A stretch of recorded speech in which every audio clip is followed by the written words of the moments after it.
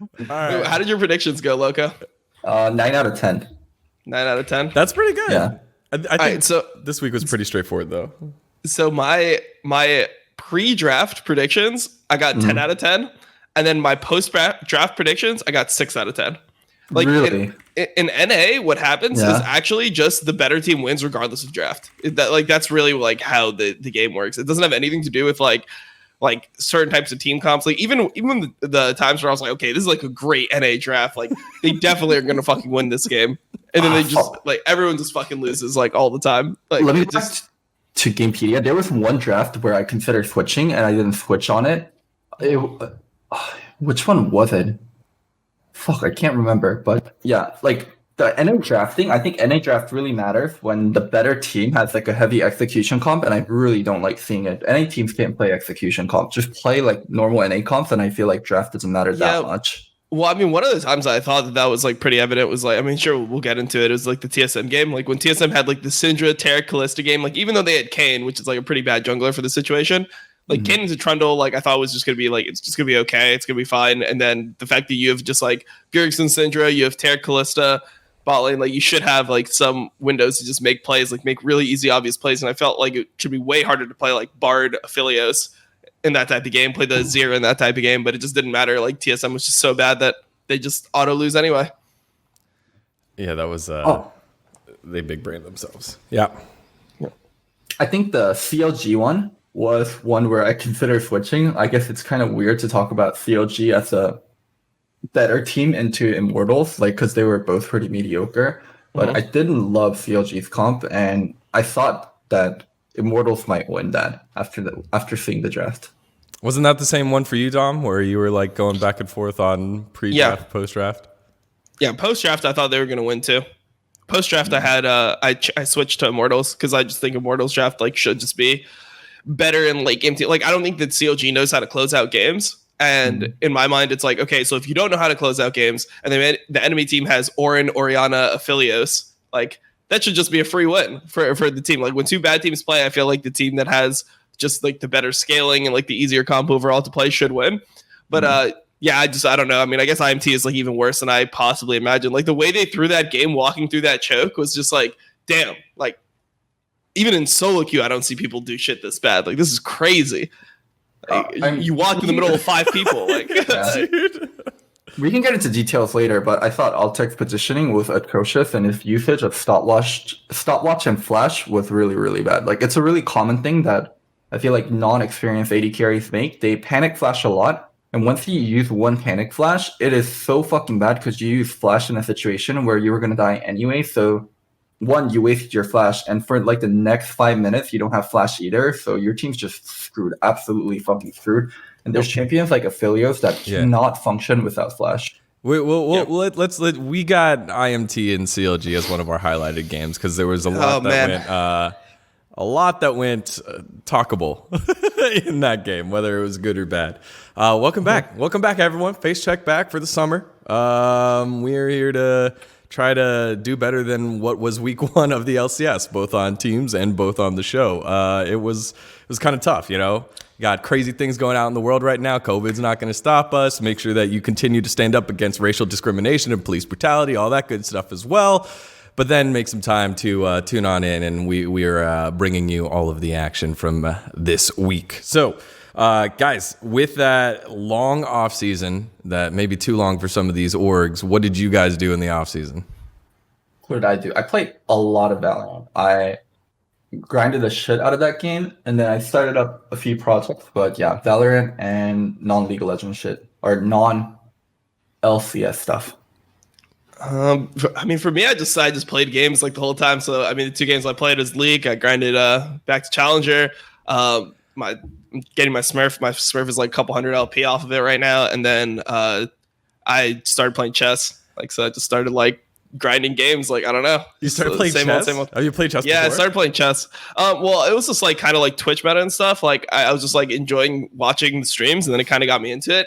And then I randomly just got addicted to chess, like because I'm just so bad at it that it's like, okay, I have to get better somehow. Like there's a lot more depth than I actually realized originally. Yeah. And like the more that you're like put in like the situations, like if you, it's like a very complicated puzzle game. Is kind of how I see it. So Yeah. Chess is a terrible, terrible game. It's an amazing game with a lot of history and depth, but it comes up a lot in game design about it gets talked about as a game if it came out in recent times, how it wouldn't be popular.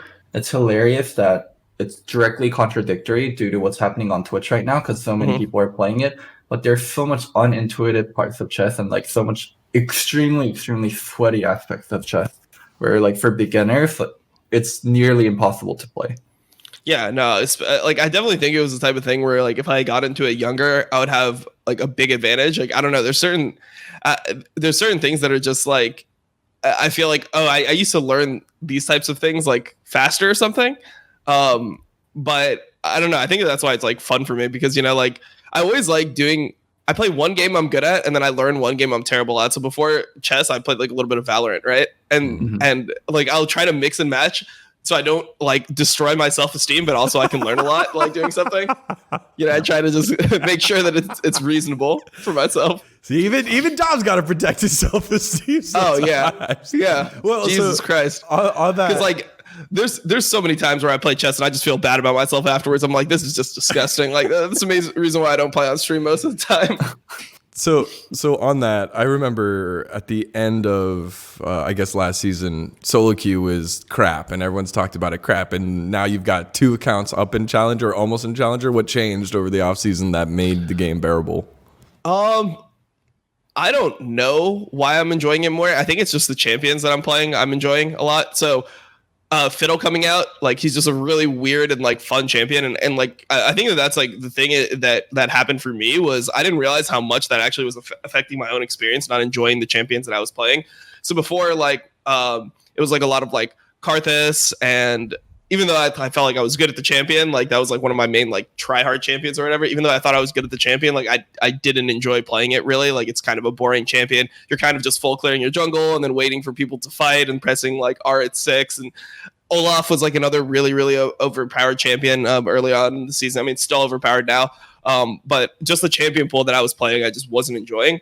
So I think playing new Fiddle was really fun. And then like Rek'Sai is always a champion I've enjoyed playing, which people find like super ironic because everyone just says it's super resident sleeper. But just like I just started like changing my champion pool. I play AP Shyvana yeah. And then also, I mean, I guess it was fun because like the whole like Tarzan drama, even though we settled it, I still got backlash, right? Like people were like, Dom, you've never been a challenger player. I'm like, wait, like I played LCS, motherfuckers. Like, what are you talking? Like I was challenger that whole year. And like even once Tarzan admitted it was like a challenger MMR account that he played on, it didn't seem like it mattered. It seemed like the best thing for me to do to like protect myself and my brand was just like get to challenger. Like, yeah. And like just speed run challenger, get that shit and just fucking sit there. So I could, like play in the games, and I think it's also like, well, I think it was really good. It's really good content afterwards. Yeah, it's really good content after LCS because like pretty much what I do now is I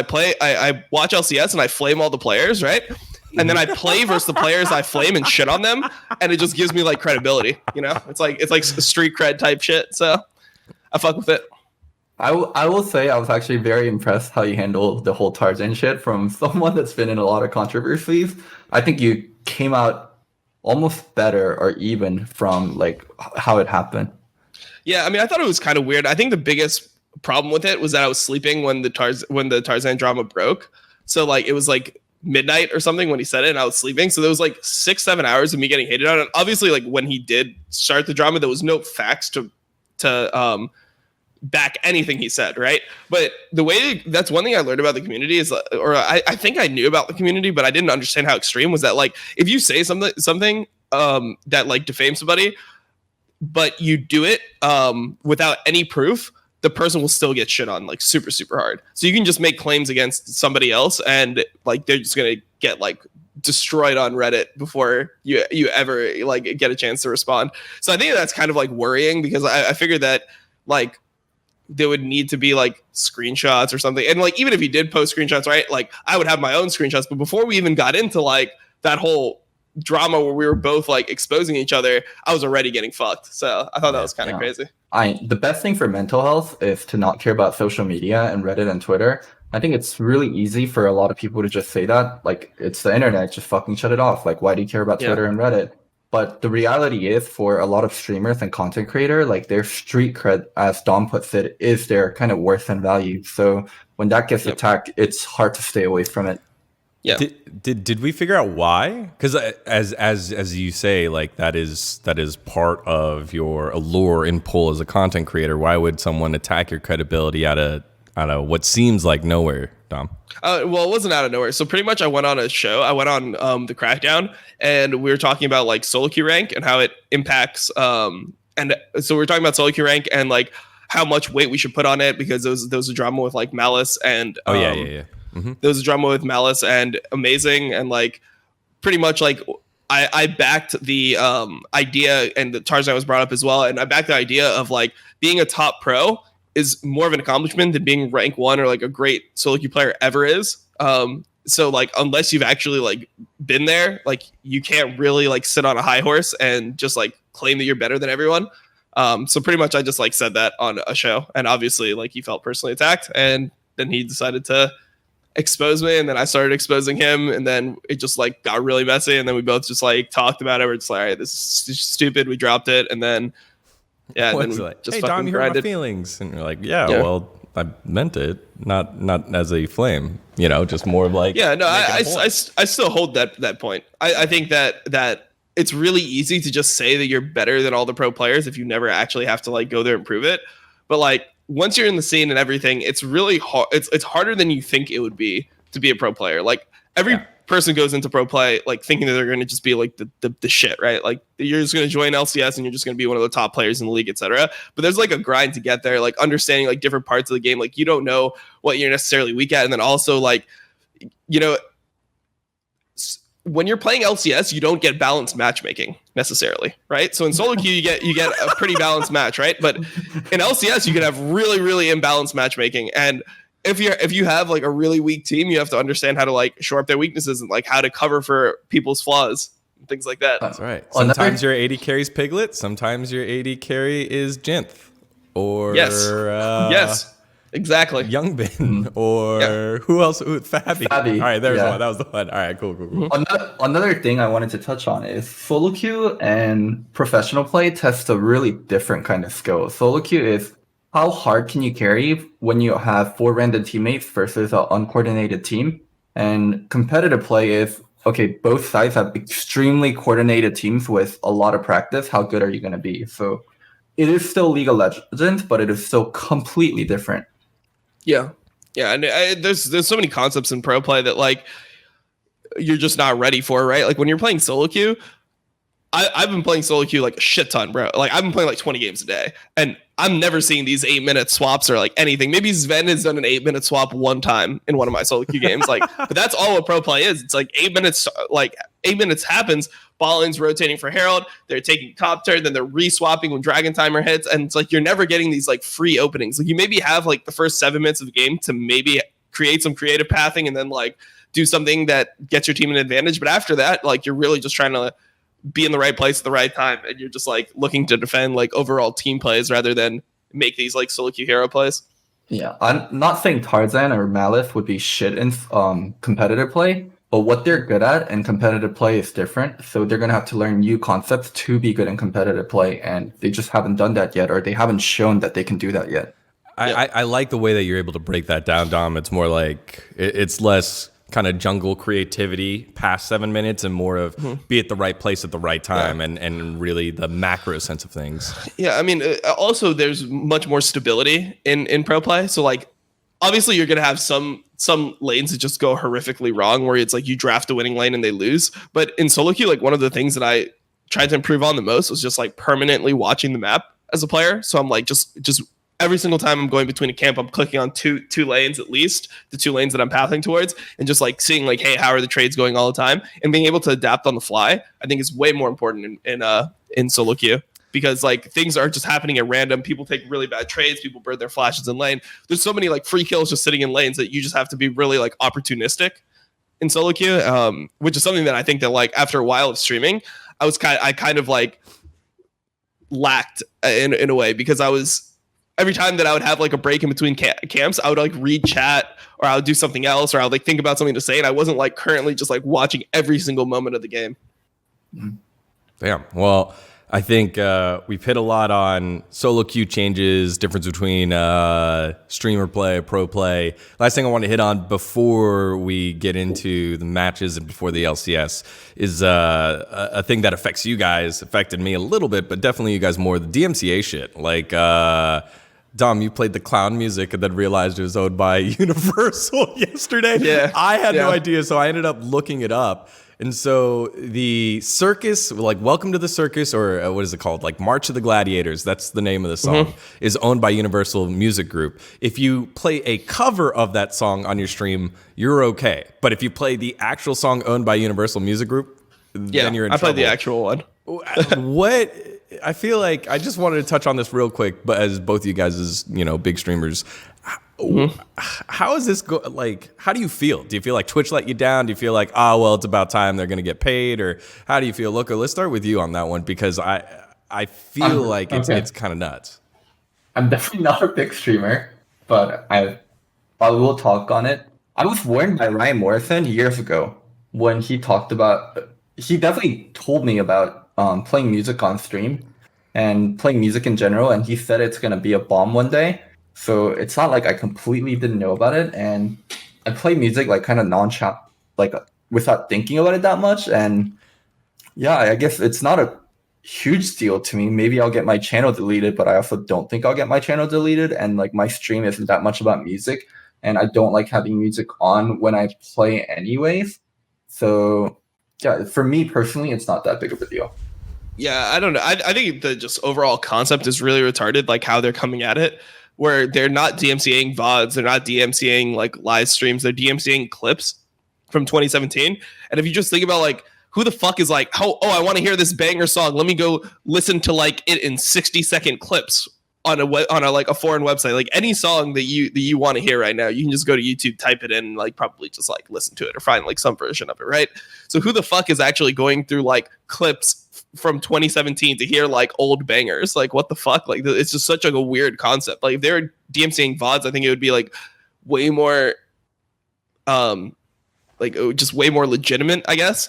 And just the way it is right now, I'm not really sure how to handle it. Like I've been pretty much not playing any copyrighted music, but I think I'll probably start playing some on my stream and just kind of like see how it plays out. Like if they start live DMCAing streamers, like the takedown notices. Yeah, and the way it works is like there's 3 strikes that you need to be banned. So I mean, I haven't got any DMCA claims against my channel, and I played a lot of copyrighted music before, so I think I'm just going to kind of like do what other people do, because nothing technically did change. It's not like there was like a rule put in place where now you can't play copyrighted music. Like you were always not supposed to play music that you didn't own the copyright to. So I kind of just want to see what's going to happen. I've seen like other big streamers like Rat IRL plays like copyrighted music, and like Tyler plays Rat IRL's playlist, and they're like huge streamers right now, and they're not getting in trouble for it. So like I'm probably just gonna pretend like nothing changed, and then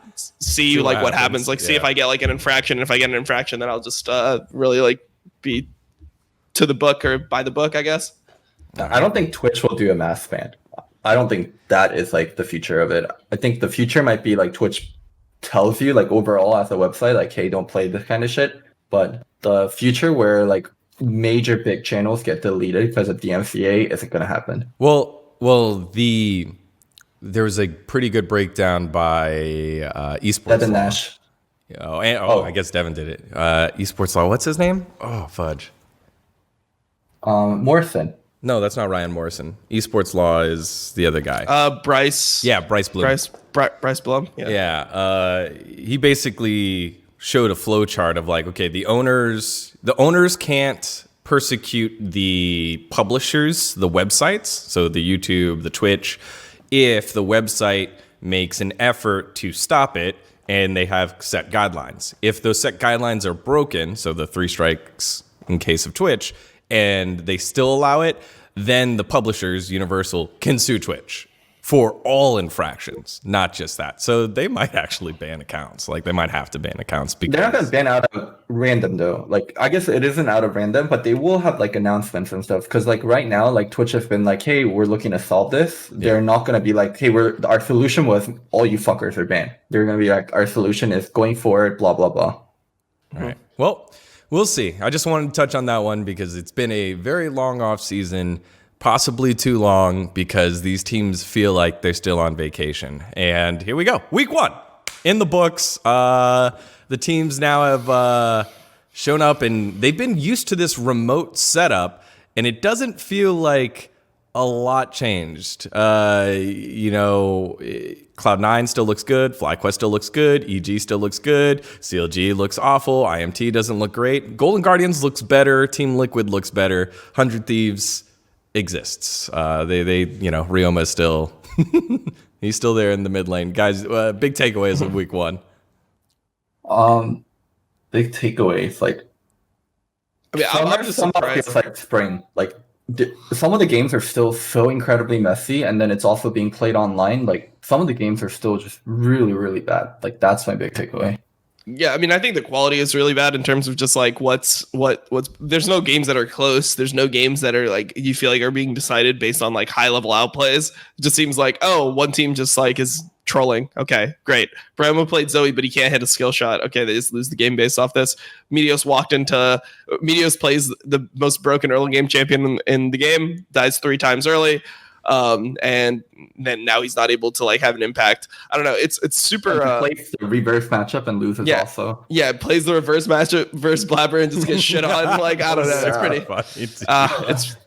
It's pretty sad. I mean, I don't know what to think about it. Also, like LCS just seems super scuffed right now. Like it literally. I don't understand why it's scuffed. And the thing is, it's scuffed, but it's not purposefully scuffed. So it just looks like really cringy to me. So. Like the whole like sushi dragon thing was super weird, but I've noticed the scoreboard is it's so fucked up. Yeah, it's like almost every game, blue team is like one turret. Like if you watch the overlay, and the thing is, so number one, the overlay is just trash. Like you can't even really tell what's what. I mean, obviously you can't tell what's what. Like I can tell what's what because I fucking like do this shit for a living. But it's like it's hard to tell what's what, which I think is the point of a scoreboard. The point of the new overlay should be like clarity and cleanliness when it comes to like just looking at the numbers and being able to evaluate what's happening within the game. But the whole like scoreboard itself updates incorrectly, so you're getting like turrets on blue side are always like one behind, so they'll have 3 turrets down on the map and it'll only say 2, and then kills update super slow, but they actually end up being correct, but they update super slow. But the turrets are just one behind permanently in a lot of games, and I don't know what that is. I don't know if there's some bug where like mid turret or bot turret, I didn't figure it out exactly. It's like maybe like mid turret or bot turret, one of them just doesn't respond on the scoreboard. But I just feel like it's super weird that they're having this many like production problems with NALCS. Like it doesn't seem like it should be that difficult. Like, I mean, I watched the fucking Spectate Tyler 1 stream, and my man Joe has that shit on lockdown. So how is Riot like not being able to like produce a fucking real league? I don't know. It's weird. I actually don't think the scoreboard is very readable. Like they spent 7 years teaching us. If you want to look at the kill score, look at the middle of the top. And then the blue thing is going to be written in blue, and then the red teams is going to be written in red. And now it's like all the way separate, so it's hard to read. And it's 2 numbers like you want to see right next to each other, so you can directly compare them. I hate the scoreboard. I think the layout is just really bad.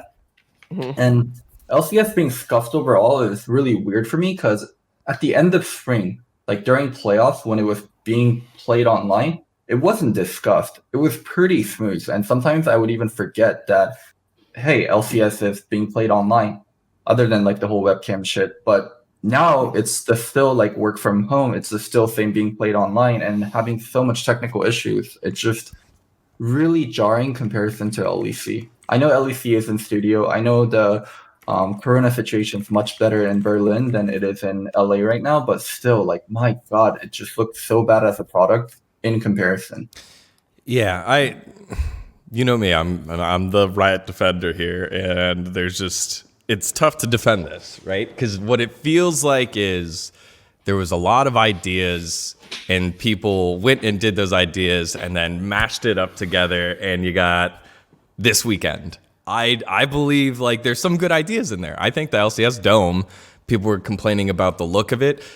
To me, that was clearly a really big idea that wasn't done yet. The cameras were stuck. Like, wait till the cameras start moving while they're talking, and then you can go from there and then rotate the camera to the stats page, or rotate it down, drop it down to whatever platform the casters are on.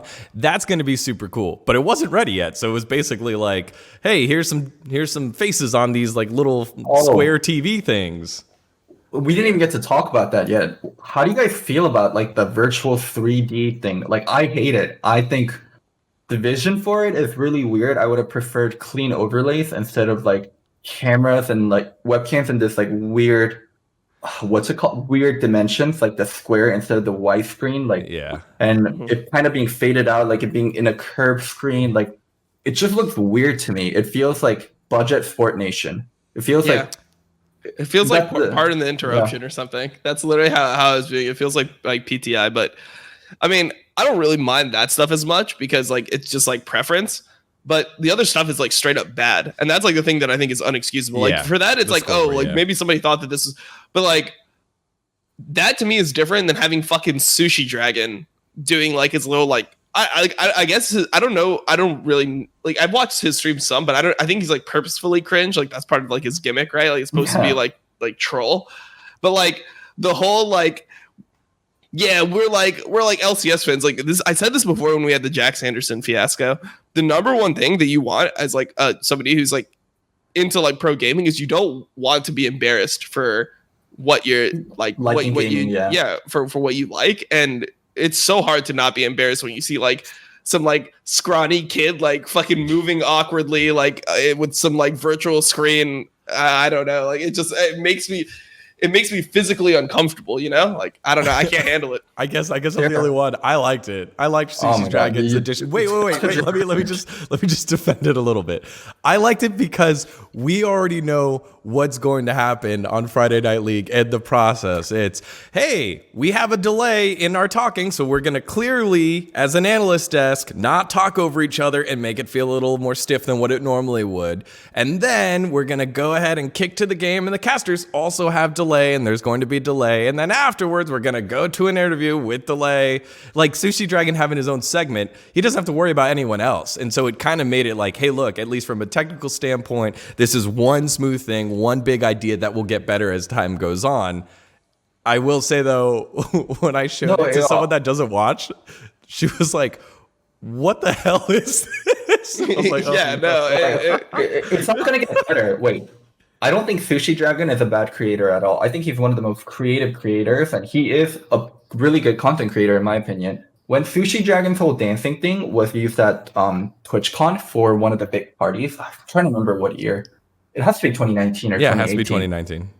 Yeah, 2019. But Twitch Dragon dancing was used on like a huge like jumbo screen at a TwitchCon party, and it worked because it was like right before a concert and people were hyped up, people were drinking, and it fit in with the whole vibe of everything that was going on. LCS has always had this traditional sport tone. I don't think it's a good tone for the whole broadcast, but that's the tone they decided to go with. And the whole Sushi Dragon thing does not fit in with the overall vibe of LCS. That's why it just does not work. And I don't think it's going to get better. I don't think Sushi Dragon fits in with LCS. It doesn't mean Sushi Dragon's a shit content creator. It just means it's the wrong creator for the wrong product. Yeah. I mean, I think that he would be like, it would be more like, it'd be like funny if it was like, because I feel like the way that like what he's doing, it should be more comedy than anything is kind of how I perceive it. It's like he's obviously not going there like, oh, I'm like a professional fucking dancer. I'm the best dancer in the world. It's supposed to be like all these flashy effects and just like the humor is supposed to be like the way he's dancing, etc. But just the way that it came off to me was just really, really awkward. It's like, damn, like this is what LCS has become. Like we're actually just like this fucking joke league now.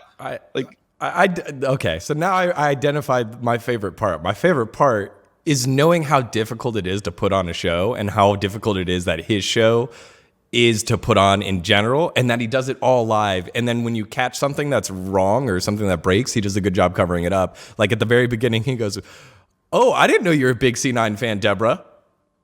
Oh, I didn't know you were a big C9 fan, Deborah. I guess she didn't hear me," right?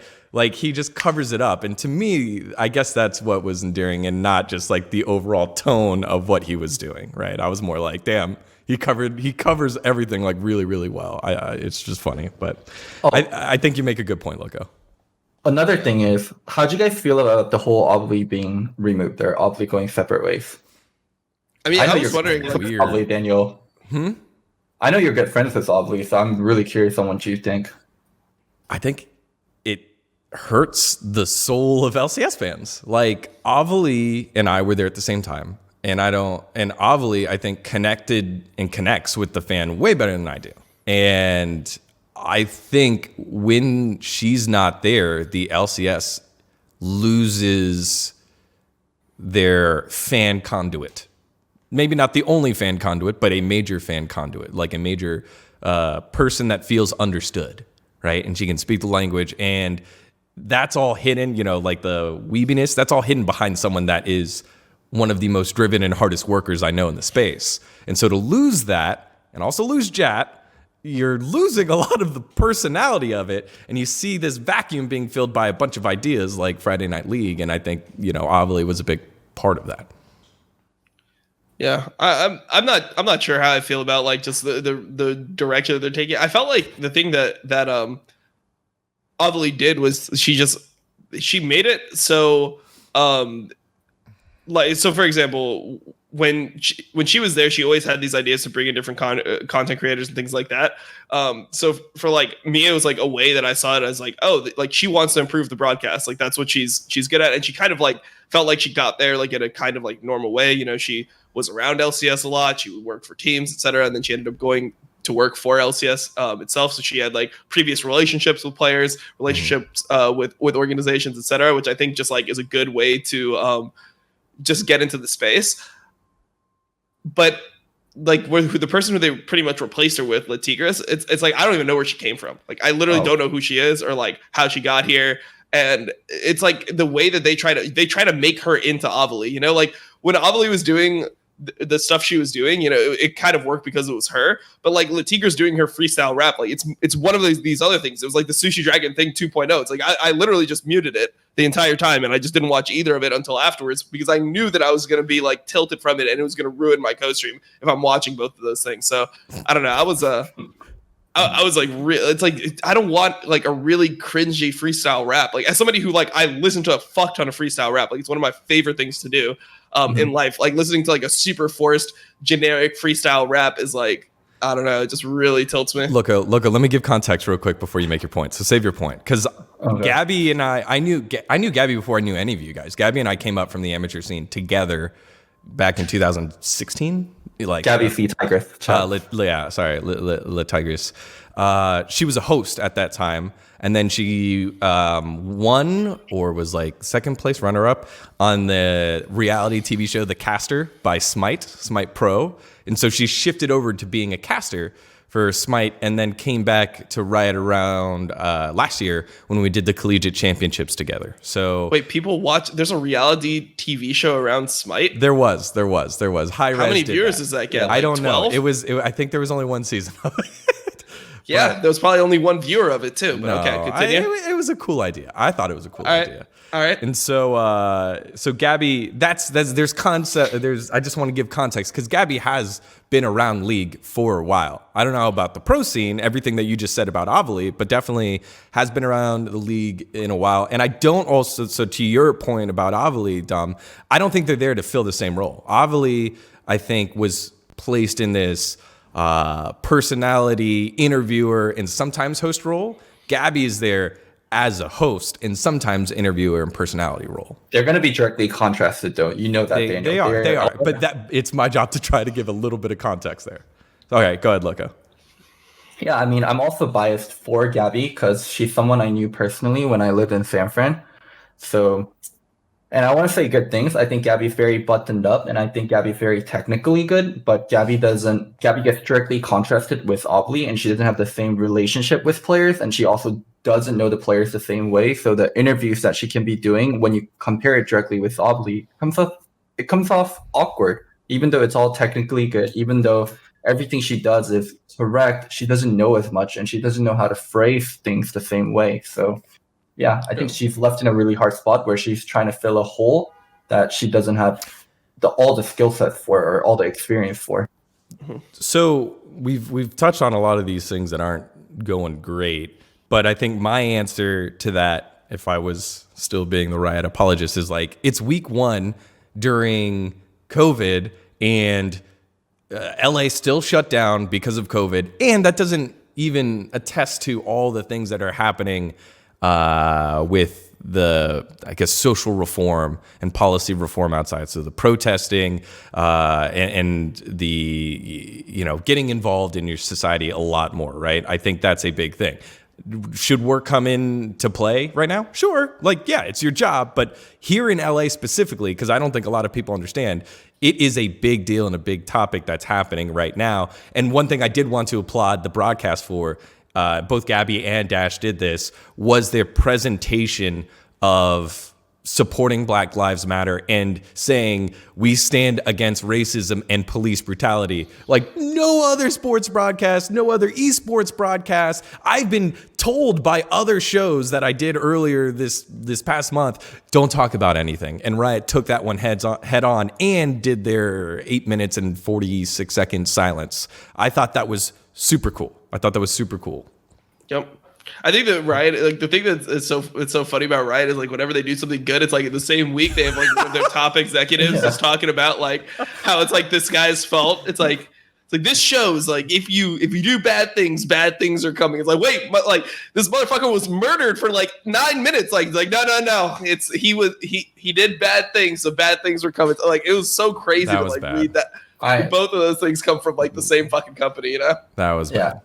He was fired. Riot is like combination of a lot of different people. So yes, there's going to be people that have good viewpoints. There's going to be people that have bad viewpoints. And the big problem with it was some people that were most vocal or some people that had the most power were higher up. We're starting to see some of that change. Maybe it doesn't change fast enough, but yeah, it's I feel like there needs to be like better communication within the company, like when these types of things happen. Like I feel like obviously you're not going to have every single person in a company have the same viewpoint on something like this, but there should be like some communication. It's like, here, like, hey guys, as a company, this is our stance. Like, this is what's expected of you guys. We are in support of the Black Lives Matter movement. We're not going to go around blaming the fucking victim of this murder, like publicly. Like there should be some type of like communication where so they know like, okay, so even if Ron Johnson does hold that viewpoint, right? Like, you can at least somehow avoid it from being this massive blow up because other companies somehow do it, right? Like for some reason, it's always Riot that ends up in this situation. It's not Blizzard, it's not Valve, it's not like any of these other companies. It's always Riot that has like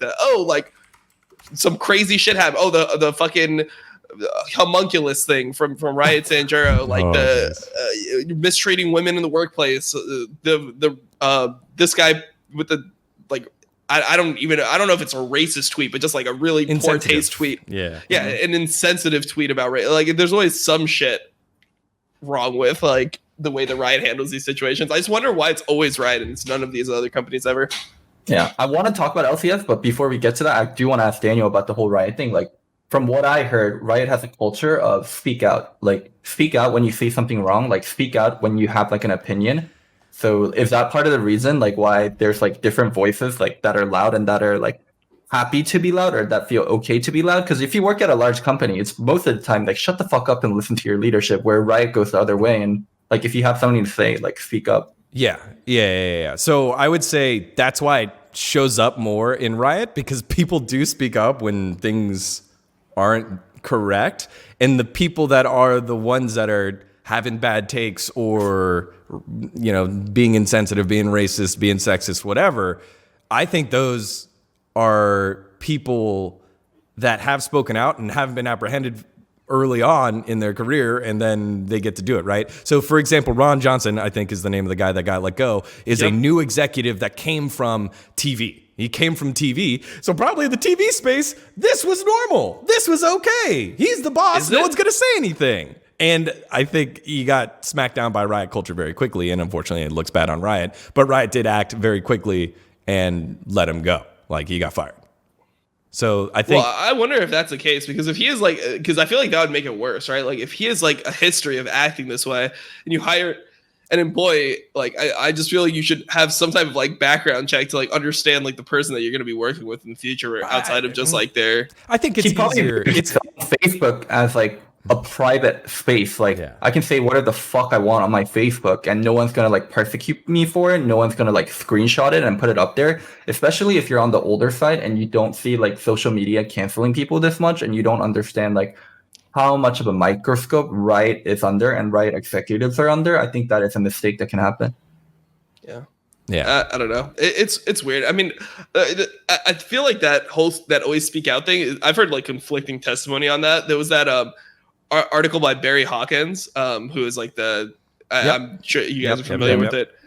Yeah, with like the sexism stuff, where he said that it was actually like the opposite. Like, people were afraid to speak out because like the whole like tone of Riot is like you always want to be a team player, and like you don't want to be like somebody who's going against the grain too much, etc. So that is like a unspoken tone. The Riot, like, the way they officially teach you is to speak up. Like, if you see something wrong, go ahead and execute. So most of the time, I feel like when they say that, they're talking about like the other side of the argument. You know, like they're like, if you see something wrong, like feel free to speak out against sexism, racism, like all this. And this guy is like, no, I want to be racist. It's like, wait, what? Like, this is the opposite of what we were telling you to speak out about. Like, don't speak out about this shit, man. Like, what the fuck? Isn't one of the things that Riot teach you, like disagree and commit also though?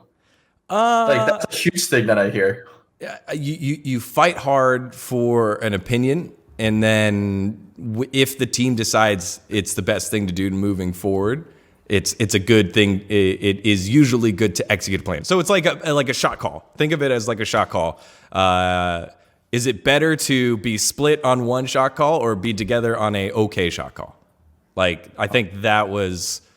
I don't know if those were the terms that were specifically given to me, but that was the way that I understood it. It was like, hey, look, in these story meetings, like, I'm going to say what I want to say, what is important, what I think is interesting, because I'm tired of talking about TSM all the fucking time. Like, let's talk about a mid-table team or a player that has jumped out from the bottom. And I would fight for that all the time. And sometimes I'd win, sometimes I'd lose, but I always felt like I was being respected and heard.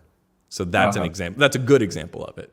I definitely see what you guys are getting at from a bad example of it. So let's talk about LCS. Yeah, we did. We were talking about LCS. We spent an hour talking about... We barely talk about any other game, but let's get to it. Well, it was a long off season, and it wasn't that long because we did have a couple of preseason moves. Everyone, all orgs from the back end, from the whispers that Loco, Dom, and myself had heard, is that things were slowed because of COVID. It made it very difficult to go get the player that you want. And just generically, it's always tough in the middle of the season when contracts are still live to find the right player to slot into your team. But here are a couple of the moves that really jumped out when I was making this graphic. Also, by the way, shout outs to our new graphic designer. She did, if you guys liked that first one, she did a great job. Demonte moving on over out of Elo Hell onto the Elo Hell team in Golden Guardians. Huni riding the bench and being the most expensive academy player in the history of League of Legends. Doublelift over to TSM, back with BioDaddy and Bjergsen. And, those are the only reasons why I moved over. Xmithy getting benched for Potluck. Potluck, just in case you guys didn't know, spent some time on Golden Guardians Academy back in 2018 with Loco and myself. Guys, these are some of the big moves. Did I leave any out? What do you think about these? All right. Let's just go over one by one. The Demonte one is hilarious, not because it's Demonte, but they're like really good friends. Golden Glue. It's replacing Golden Glue. That is like the giga lol part. Like, man, I didn't think Grayson was that bad last split. What'd you think, Dom? I thought he was one of the reasons that Golden Guardians made playoff, and he dragged the team across at certain moments along with Closer. Yeah, I mean, I think he was like, I don't know, like a slightly, he was like the bottom of the middle of the pack. 6 or 7. For 6 or 7. I don't know where I had him. Did I have him 6 or 7? I'd have to just mentally go over. Ica, and then like better than Crown, and then once Pobelter came in, it's like Pobelter or Golden Glue. Yeah, pretty much. Yeah, so but that would be like 8th, right? If it's Pobelter or Golden Glue, like that's 7th, 8th already. So, I didn't have him better than Jensen, who finished under him. Anyway, but that being said, like I don't know. I think that it is the right move overall. Like I thought DeMonte was better than Golden Glue, just in general. It's been my opinion. Like I just think that Golden Glue, like at least DeMonte was showing like upward progression and promise throughout his time. But like, I mean, Golden Glue was like always kind of like a 7th, 8th best mid laner. I mean, I guess maybe you could argue he was like 9th or 10th when he was on TL, but like he's always been bottom of the table, and I haven't seen enough improvement to like think that he just deserves a spot in LCS. You guys had him at 8th. I had him at 7th. I had him at 8th. Yeah, both of you guys had him at 8th. You had Pobelter in front of him. Yeah. All right. So now I can flame him even harder then. I always thought he fucking sucked. For me, for DeMonte, I think this is a good move. I've seen how DeMonte and Closer play, and it looks much better than how Closer and Golden Glue play together. Like, DeMonte's way more ham about things, and he's creating way more space for Closer to do things. So that's really good. But the thing is, if you know the offseason story of what happened for Golden Glue and Golden Guardians at the start of this offseason, like all the way back in spring, they committed to Golden Glue really, really fucking early. And they talked about long-term plans with Golden Glue, like how much they love him, how much they think it's going to be a great fit, how they're in it for the long run, how they believe in Golden Glue more so than any other like org ever has.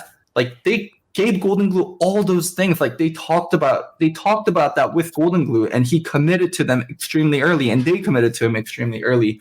And to replace him only after a split, like also with the whole Keith thing, like you guys told Keith like you would give him time. It just feels like Golden Guardians isn't in line with what they are telling their players. Like, hey, we're gonna give you time. Hey, we're gonna commit to you, and they just don't do it. I agree with the change. I think DeMonte is better for the team than Golden Glue, but I have a sour taste in my mouth because of my previous experience with Golden Guardians, and also from what I know of what they told Keith and what they told Golden Glue. Oh, yeah. I mean, but I think they're just saying what's going to get the best out of their players. If they're like, hey, Golden Glue, like, honestly, we think you're the 8th best mid laner. We do not think you're good. And if we have a chance to replace you, we will. But go out there and fucking like get some dubs if you can. Like I'm rooting for you, buddy. Like, is that what they're supposed to say? Like, I'm gonna use a local girl analogy. If you hook up with someone and you tell them, "Hey, I'm in it for the long run. Like, I really genuinely like you, and like I can see something coming together, and like, yo, cool, hit me up next weekend. I'll talk to you later." Like, those are two completely different things. And they long-term committed to Golden Glue. They long-term committed to Keith. You don't have to do that. You don't have to do that. You can tell them it's an experiment. You can tell them, hey, well, like, let's see what comes up. They long-term committed. But it depends. It depends on the girl, right? Like maybe they need this girl, right? Like this is not the type of situation where there's nothing on the line, or it's just some like relationship, right? Like if they need this person, right? They need this girl in their lives. Like they're just being the scumbags about it, where they're just saying whatever they can to get the girl in bed. Yeah, I mean, I don't think they needed to commit that up to Golden Glue or T4. Like these weren't like giga hot girls that they needed to lie to get them. Like these were like low tier girl, like low tier guy hooking up. Like it is what it is. Like just be okay with it. Like just make the best of it. Like, but I mean, it's always going to be better if they think that it has value. Loco. I don't know. I believe in honesty. Like, if it's gonna be a short I believe in honesty too. And look at what happened with fucking Katarina when I was honest with her. So you know what? Sometimes you should fucking lie. All right, that's what we learned. Okay. Let's move on to the Huni thing. Daniel, get the fuck back up here and host. It's a treat for all of you that are here. Kicking this thing off with the banger. It took 51 minutes, but the top has been popped off. Holy shit. Yep. All right. Huni is here. Wait. All right. Yeah. My time isn't up yet, Loco, so I have to wait until spring 2021. Okay. Huni is now here on EG and playing on Academy because, as highly documented, EG has two imports that are clearly doing well in Jizuke and Bang. So why don't you outline why they would pick him up, and will he see the light of day this split? So Huni at the end of summer becomes a resident player. That means he no longer counts as import. And then the other big aspect is people are talking about salary. There's people can readjust salary. And I guarantee you, EG readjusted salary when they're picking up Huni and they're not paying him 2.3 million over 2 years to play in academy. So this is a long-term move. They get to fit Huni in academy. And in the rare case that one of their imports is really, really bad, or then they can like do something like Bang gets benched, definitely comes up, and Huni replaces Kumo. So they could like it's something to have in their back pocket. It's not something they're going to use immediately. They tried using it immediately. That was what was so weird. It's like from reports that I heard from like it just from already internal reports. I got fucking like actual sources that told me that there was a significant testing period of Huni and Deathly because they believed that Huni could carry with certain picks that Kumo couldn't play that well. So like primarily it was a lot of Kalista top, Lucian top, things like that. And they were giving him a lot of scrims and it just didn't work out. Like they just viewed like the trade-off not there. But okay, if Tom's gonna drop insider info, I'll drop a little bit too. So there was like a huge rumor that Bang wanted to go back to Korea because he actually just tweeted. The whole rumor started with Bang tweeting about, hey, I want to go back to Korea. I want to go back to Korea. Bang has a lot of personal life back in Korea. I don't want to get into too much details, but that is something that played a huge part in EG in spring. So when they initially did pick up Huni, I did think the same. I didn't hear anything that Dom heard, but that is like a huge part of like EG thing, like Bang in spring, not happy with certain things, and also like juggling the whole personal life thing. So I thought that was a big possibility too. Yeah. Does that make you happy, Daniel? That definitely my free time. I was thinking about this the other day because I had heard the same stuff, and so I gave him a text, and I was like, "Hey, buddy, how you doing? Are you good? Are you gonna play this weekend?" He's like, "Not this weekend." And I'm like, "All right, cool." But the way that he answered made it feel like it's finally here. It's close. Yeah. We're close. Like it's a reality because he and Zazel back in 2016, 2017, stomping all over Loco's Gold Coin United. They played together back in the day. So we won splits, but when did they ever stomp us? Right. Yeah, they didn't. In the regular season. In the regular season, they beat him twice. But you're right. That was a bad fact. So it kind of feels like, hey, look, and also when I was thinking about just reusing talent, like Viper getting onto Dignitas's roster, definitely starting to get into that category now, you know? And at what point does Deathly become a guy where it's like, hey, look, he has great stats, he plays consistent, sometimes safe, maybe too safe, we can coach that out of him, and more like people are viewing him like Golden Glue, where it's like, hey, look, you're best, if not the second best North American mid laner here, you were 6th and 7th, maybe 7th, 8th, that's not good enough, you know? And I feel like for a lot of Deathly's career, he hasn't had the opportunity to shine. And now it's like, okay, we should be excited that he has the opportunity to shine, but also like, this is the best opportunity to shine. Like, there's almost no more excuses now. No, this is a terrible opportunity for Deathly. And if I was Deathly's like manager or something, I would not want it to be in EG. Under the condition that Bang wants to stay in NA for a long time. From what I heard, Bang's one of the best AD carries in scrims right now. Like his Ezreal out of Philios is tearing things up. There's Ziben up there, but other than Ziben, it's just Bang right now. It's Ziben and Bang, like doubles kind of struggling. So in terms of... I've heard TL is like shitting on everyone too. I've heard the TL is actually really fucking good. We can get into scrims later, but yeah, in terms of like AD carries, like Bang is one of the best in NA, and if he wants to stay in NA for long term, I never see Deathly starting in EG. The only way Deathly would start for EG is if Bang wants to leave for other reasons other than play. Yeah, I mean, I think that Deathly just it's the type of thing where it's like you get to see how much development somebody makes, and how long is Deathly a pro? Like how many splits did he get? He got 3 splits like as a starter in LCS, right? Yeah, 2.5. Yeah, 2.5. He got benched for FBI. Okay, he got benched for FBI in spring of 2019, or was it summer?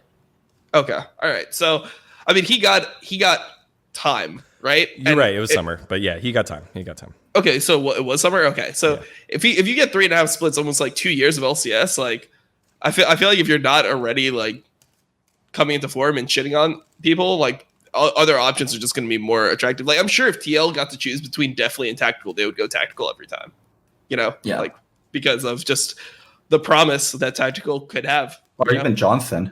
Yeah, I feel like Johnson's been so promising. Yeah, I thought he had a pretty bad week, honestly, but like he had uncharacteristic mistakes. The big thing, he lived with 5 HP that one time.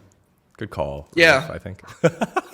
Yeah, I like. Yeah, I don't know. That was kind of. I think he just kind of trolled that, but he did live with 5 HP. So Yeah, but I think your point's made there. You're starting to go with the younger upside guys, especially at that AD carry role. And right now, Loco, I think you're correct on this. I have a very biased take where the pressure's starting to close in. And you're like, no, this is actually a crap situation to be in. Yeah. Bang has to like not want to play. He is so fucking good right now. I don't see definitely starting.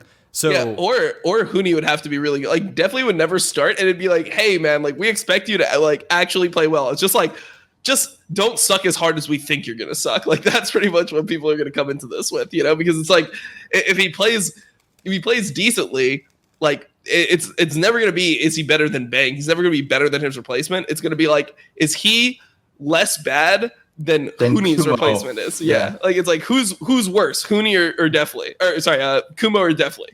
Instead of like instead of like who's better, you know? Well, fucking Definitely or Bang, which is what you'd want.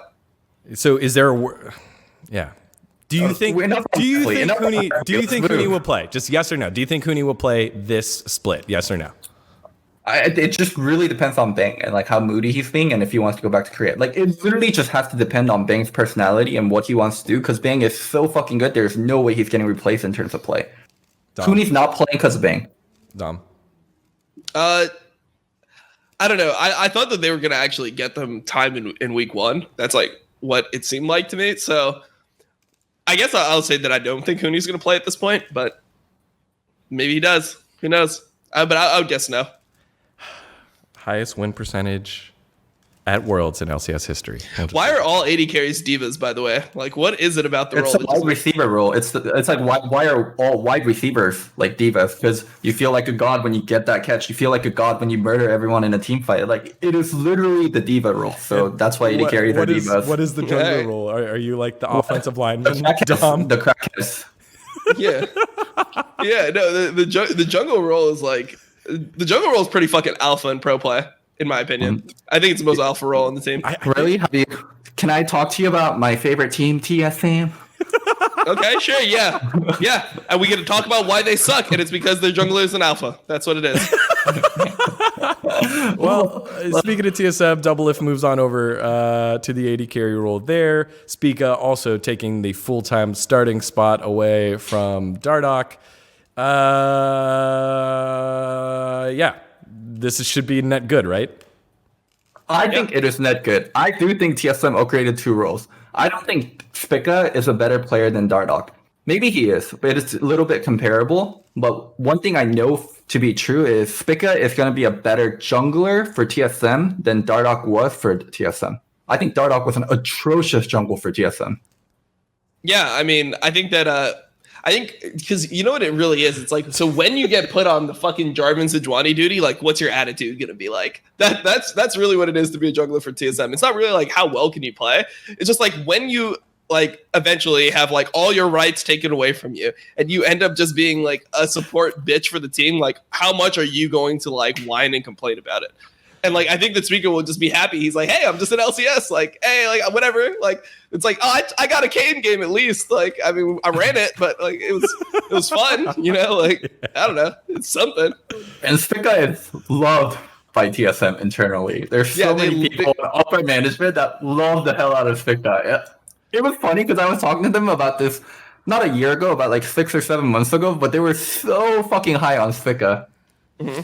Yeah, no, and I've actually just been the other way where I'm like, yeah, I just don't think he's like a blabber. I don't see him as a blabber. I don't see him as a fucking closer. I see him as like a Mike Young 2.0. But you know, maybe he ends up fucking pulling it together. And Where is Mike? Is Mike out? Is Mike? He's like disappeared. He's not on TL. Like I don't even watch Academy, but I'm pretty sure he's not on TL Academy. No, he's not on TL Academy. Wait, is he on TL Academy now? No. They have Greg on TL Academy. Greg is on TL Academy now. Greg's still clinging on. Way to go, Greg. Parks took him for a walk. Yeah. Yeah. Dang. Parks took him for a very long walk, and he came back alone. All right. So Spica over under. Does Spica get to play the whole split? Will he get replaced? Yes. Yeah. No, Spica, they're in love with Spica. I'm telling you, holy shit. I could be between like Spica and Blabber, and they're like, I'm not sure about Blabber, but Spica right here, we love this guy. Yeah, they like him. I think that they'll play him the whole split. I wonder if he'll actually be good or not. Like he makes me nervous just like with his play style. Like I don't know why he makes me super nervous to watch play. Yeah. I got updated. Mike Young is playing back in the college league now. So Oh, it's doomed. stacked. All right. I felt like the Doublelift one was going to be short. Everyone kind of talks that one to death. Kabe, I think, did lose his return back to the LEC.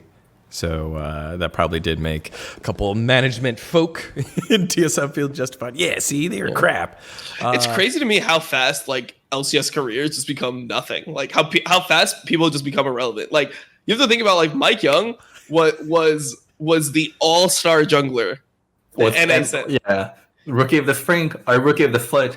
Rookie of the split, but he went to all-stars as a jungler, which is even more like crazy to me. Like people thought he was the best jungler in the league when he was on Phoenix 1 and he was on a 10th place team.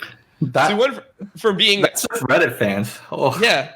But he went from being like NA's golden boy to like one split in fucking TSM, and really after TSM he was just done. Like that goes to show you how powerful TSM fans are and how powerful playing for TSM can be. It can do wonders for your career, but it can also destroy your career. Well, one of the people I think that got the most fucked by TSM fans that I thought like didn't deserve it was actually Santorin. Oh, okay. I thought Santorin was really good. Like, and even though he played bad for like one split, people made it seem like he just was like washed up trash, like never deserved to ever fucking play like in pro league again. And like he's like one of the best junglers in our league. Like honestly, Yeah. So, like him closer, Blabber top 3. So during that era, that's when Bjerg was like extremely likable. Dyrus was extremely likable. So was Turtle and Lust. And Torin was the newest player to the team, and he's the only one that didn't have the fan base. And that's the hate of playing in TSM, right? Like everyone on the team is so popular. Like you're playing with like Doublelift, Bjergsen, Lustboy, Wild Turtle, like some of the biggest names in the league. So when the whole team does badly, they're not the ones receiving blame. It's like the newer players. And Santorin didn't have the best year that year. Like it started really well in 2015. We won Spring, we won IEM, we bombed out at MSI, we got second, and then we did terrible at Worlds. So it was going downhill, and everything just got put on me and Santorin. yeah. Go fuck yourself, Daniel. That was such a great moment. If you called your shot and hit it, it would have been great. But it was also great because you called your shot and super whip. Yeah, crash and burn, baby. Let's fucking go. Dude, I feel like that's so like Loco is just oh man. I don't think Loco's ever talked trash and had it like went in his favor. Like every time he talks A lot in my favor, but in this part of my career it hasn't. Give me a video. What do you mean the later part when you're on Quantic? Like what the fuck? The crushed heart and broken dreams. God damn. In Korea, I used to trash talk hella, and it went my way. Give me one of those OGN videos. I'll pull it up for later. Okay. Watch it later. But all those times it was in Korean, so no one knows. No one knows that it actually went your way. Dude, okay. Let's actually get Okay, all right. I want to talk. Last off-topic subject here. I didn't think that was the biggest letdown, getting crushed by the weight of TSM. And I might be wrong. Just educate me on this. What about Glebe? I felt like Glebe got unfairly destroyed. Well, Glebe was actually just psycho. Like he's crazy. But Did I not tell the story on stream? You know, FBI contacted me because I was on Glebe's kill list. Did I not talk to you guys about this? No, what? Wait, what? Like, on his kill list? What the fuck? What does that even mean? Oh, God. So randomly, I got an email from the FBI saying your life might be in danger. Do you know Nicholas Haddad? I'm like, what? Like, what? Like, what is my life in danger? And apparently, he posted his kill list online, and I was number 1 on the kill list. Holy shit. Wait, what the fuck is going on? So I it was an email, and I was like, how do I know you're from the FBI? And then he's like, that's actually a really good point. Like, call me at this number. Like, this is the FBI number. You can look it up on the internet and ask for officer blah, blah, blah. I did that. This guy was actually from the FBI.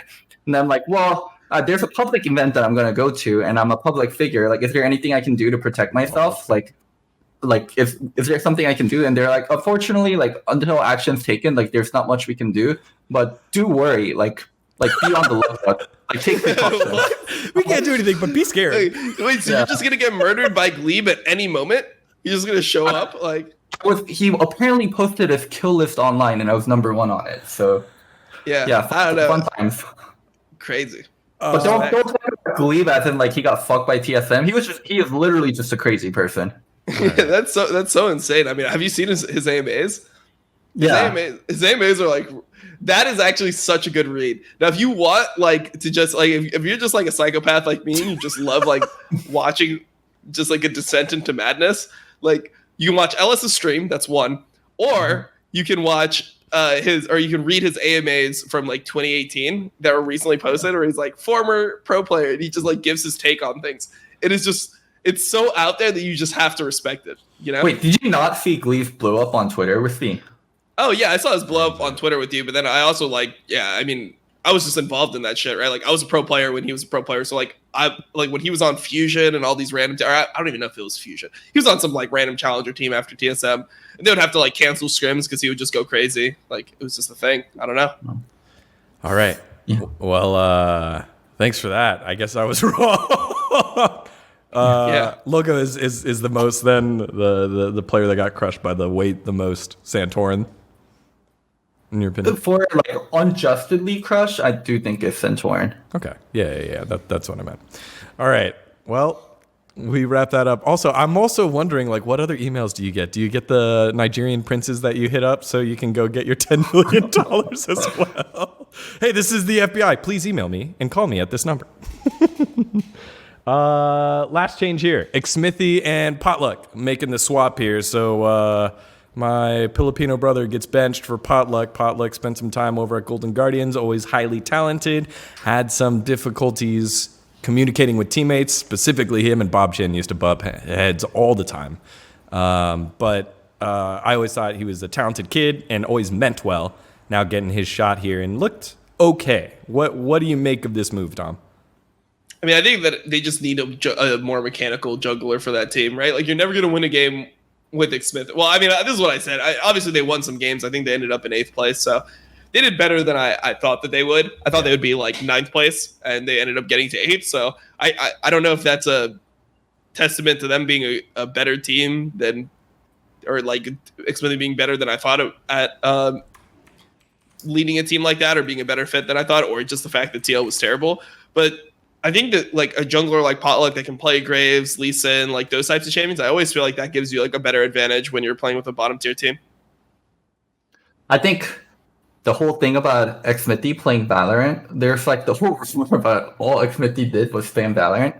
I actually had good follow-up on this. I actually played Valorant with Xmithy and he wasn't that good. So I don't think he's been spamming Valorant 24/7.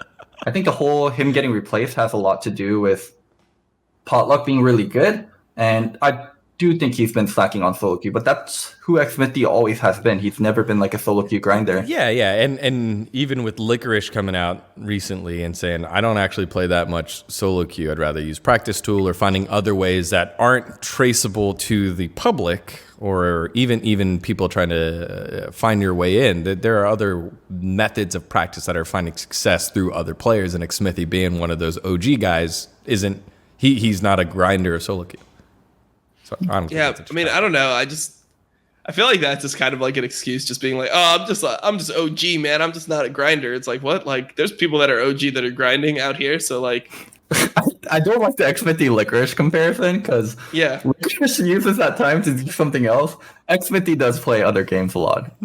Okay, that's fair. I tried. Is this the end of Xmithy? Is this the end of his career? Is this how he goes out, getting replaced by Potluck because of perception? I hate the whole like TSM fans wanting Xmithy. One, because I know it's not going to happen. Two, it's going to be a terrible fit. Like Xmithy and TSM could have happened like 2 years ago. I thought that was like the good timing for it. Now it's a little bit beyond Xmithy's like prime and like where he's really good in comparison to the other jungles too. And the jungle meta changed so much more for junglers to be greedy. Like we'll touch on that when we talk to the actual game. But there was a patch where it made it so you get more experience beyond level 9. So junglers can actually keep up and carry jungle style works a lot more now. And the champion pool right now, like Olaf, Kindred, Graves, all plays into that too. So yeah, like I don't think Xmithy is ever going to join I don't want to say a better team because Immortals is the worst team right now, but I don't think he's gonna So any join team. a top team. I don't think he's gonna join a top tier team after this. Well, I mean, I feel like we don't like. I feel like we shouldn't be using players like Xmithy like as NA. Like we should be like trying out some of like the young, hungry, like talented like players, right? Instead of just like because I feel like Xmithy's never gonna be better than he was, right? Like with everyone else like practicing more and more and him playing less and less. Like I don't think he'll ever just come back and just be like the god of jungle, right? Sure. So like when I see players like him and Medios like playing, it's like I just want to see more of like the young talent actually get a shot in the scene and see like I would have much rather see somebody like even though Surenfire looked like kind of bad, right? I would have much rather seen a player like that get some time and like see somebody put effort into developing them than see like players that are just gonna like cap out at a certain point, you know? Yeah, that's the whole problem with NA. Like our amateur scene is so dog shit, and our academy scene is so dog shit. It's really hard for us to grow new players, and it's really hard for us to gauge new players doing well in academy, doing well in amateur. Where in Europe, any player that's popping off in like the European amateur scene or the right under LCS does well in LEC and is highly wanted, not just by LEC teams, by LCS teams also. We can't grow new talent. We can't test out new talent. So we keep recycling, and there isn't like push and pull of new players coming in and like overall rising of the league. And I think Xmithy being a long-term player without putting in the most effort compared to other pros is a really good indicator of that. So just to clarify for everyone, Potluck's been in the LCS system since 2018, the franchising. Wait, was he in there in 2019? Like what did he do in 2019? Academy. He would no. Was he in academy? Last year stepped he away. Academy. He stepped away for the beginning of the season, then became the jungle coach for Golden Guardians, then got picked up by Immortals. When did he get picked up by Immortals though? Like this season though? Like I don't think it was 2020. He was Immortals academy jungle at least for the summer. I'm not sure about spring. Was Immortals? I'm pretty sure in the LCS last year. No. Yes. No. They weren't in LCS last year. Oh. So he was in 2019. He was Golden Guardians jungle position coach, and then the jungler, and then he moved over, I believe, to Immortals. So he became the jungler for summer, like or something. Okay, so if you look at his Wikipedia for 2019 summer, he's been Immortals Academy jungler for 5 months. So he has to be their summer jungler. 5 months in 2019. Yeah, so he has to be their summer jungler. That's the only way it works out. So it was Optic summer jungler. No, that's how much time he spent in Immortals Academy. So he joined Immortals Academy in December of 2019, and then he played there for 5.5 months, which was spring. And then he's just been Immortals starting jungler for 5 days now. That's the time frame after they join. Yeah. Well, Either way, I think my point is that Potluck has been stewing around for a while in the space, and this is what we're able to produce. So, just adding on to Loco's point, where like LEC, it feels like they come out of nowhere. And it's so slow for us to churn someone out. And here's Potluck getting his chance. Everyone else getting reused. Demonte getting reused. Hooney is Academy. Lamau. Like, so that maybe you prop up Kumo, but Kumo has already had like a year of starting experience. So it feels like before a player gets an opportunity to show off what he's got, he has to be in the LCS Academy system, ecosystem for at least 2 years. Like, it feels like a very long churn. New talent is lifeblood of the league. When there isn't new talent, league gets stale and the overall level of the league starts to fall and the future of the league is doomed. And LCS has been in a state where the new talent just has been shit. And the only place that new talent has been really growing is C9 Academy. Yep. That's been the reality of LCS for like I wouldn't say 5 years, 6 years. We just have a really, really bad amateur program. We have a really, really bad academy program. There's like group of people that think collegiate is going to be the solution, but until we have a really good amateur system, like LCS and NA as a whole is going to suffer. Hey, I mean, we have those amateur leagues now, right? We have people like Copy and Tactical, like 100 Thieves Next, We have a jungler that I think is like pretty interesting. 100's Kenvi. I don't know if you've heard of him. Mm-hmm. Yeah, but he's a young kid. Yeah, he's super young, but he's like one of the better junglers that I played. So like he might be the best jungler I've played against. He's right now ranked 9 on the ladder. Like I think he actually has a lot of talent. I just want to see players like that actually get developed, because that's where I think like the future of the league lies. Players like that. So then, where do we balance players like Ryoma, like who now has his shot over in the mid lane for 100 Thieves, and it feels like this ain't it? At what point do you move on from a guy or give him the leash to continue to grow? Well, you move on from last split. Like you move on from him before you even make the decision. It's like, why is that going to be ever a fucking solution?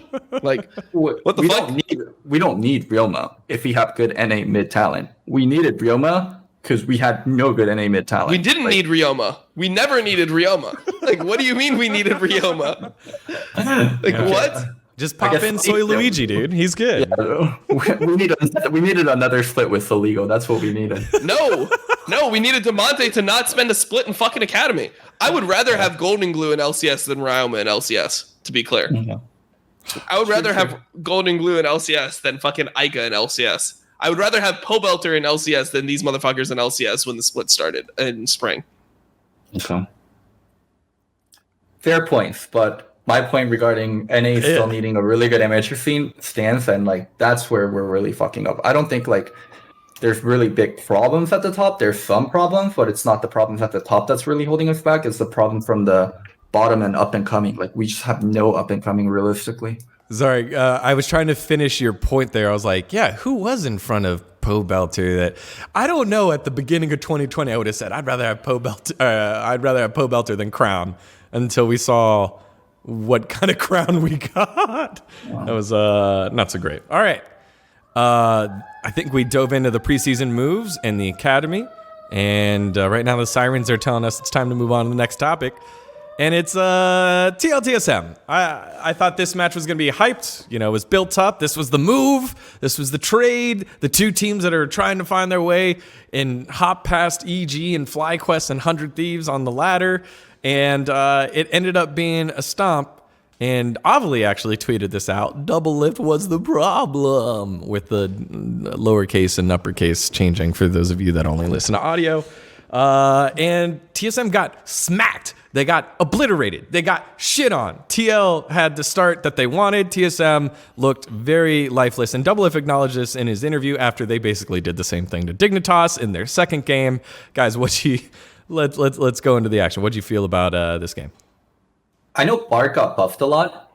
It was really good to see Core JJ play that well, and it was really good to see Core JJ be more of an independent piece.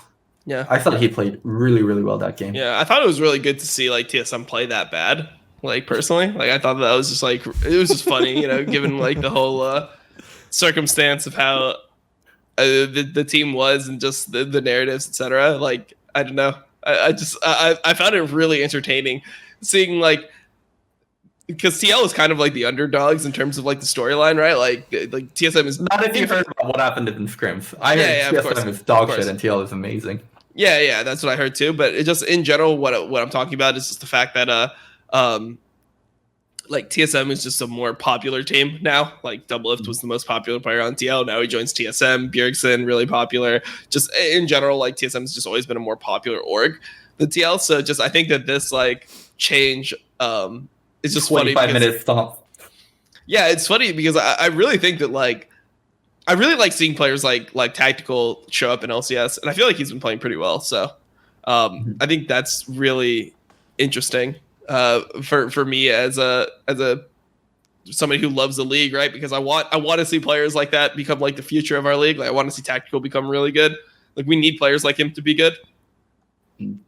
The thing is, like, when people see Aphelios, they just like to meme on Aphelios. I heard in Scrim and internally with teams, they don't even call him Aphelios a lot of time. They just call him 200.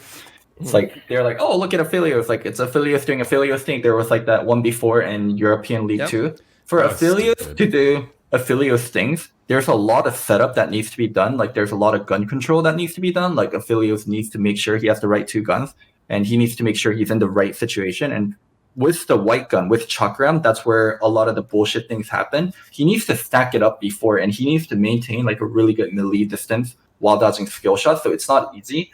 And I thought Tactical made full use of Aphelios. He was really good about making sure he has white gun when he's taking turrets. He making sure he has Infernum, or white gun plus Equilibrium, white gun plus green gun in team fights. Like he played Aphelios really fucking well. And because of the whole meme, I feel like good Aphelios players don't get credit. But players like Zven, players like Bang, players like Tactical, they really make Aphelios shine. Like you can see Altec play Aphelios and then the good players play Aphelios. It's completely different. Yeah, no, I mean, I was pretty impressed with him. Like, I just felt like he's a solid AD carry.